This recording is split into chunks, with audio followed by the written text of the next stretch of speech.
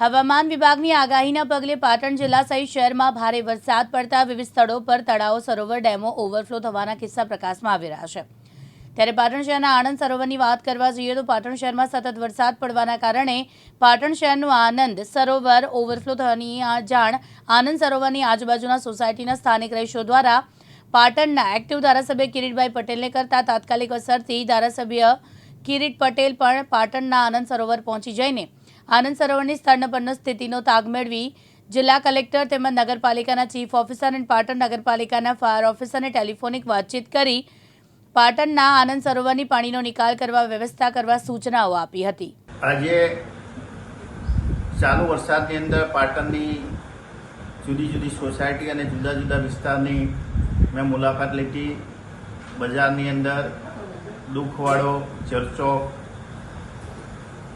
રામનગર, આનંદ સરોવર આ તમામ જગ્યાએ મેં જાતે જઈ અને સ્થળ નિરીક્ષણ કર્યું। નગરપાલિકાના અણઘડ વહીવટને લીધે ઠેર ઠેર પાણી ભરાય છે।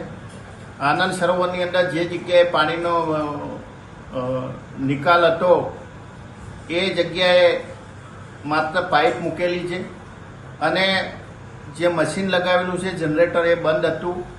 આ બાબતે મેં તાત્કાલિક સંબંધિત અધિકારીઓ, ચીફ ઓફિસર, કલેક્ટરશ્રી, ફાયર ઓફિસરને જાણ કરી અને સૂચના આપી કે જો આ મશીન ચાલુ કરવામાં નહીં આવે અને વધુ વરસાદ આવશે તો પાટણની ઘણી બધી સોસાયટીઓ એ પાણી ભરાઈ જશે અને લોકોને હાલાકી ભોગવવી પડશે।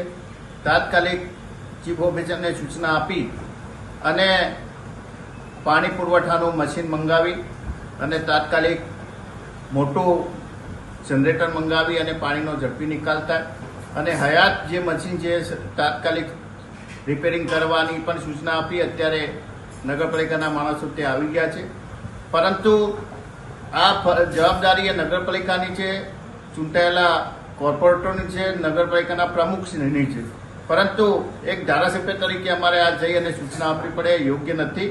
નગરપાલિકાએ માત્ર ચોમાસાની પાણીના નિકાલની કે ડિઝાસ્ટરની વાતો કરે છે, વાતો ના કરવી જોઈએ। પાટણની જનતાનું ધ્યાન રાખવું જોઈએ। હાર્દિક સોલંકી સાથે ઉપેશ પંચાલ, દિવ્યાંગ ન્યૂઝ, પાટણ।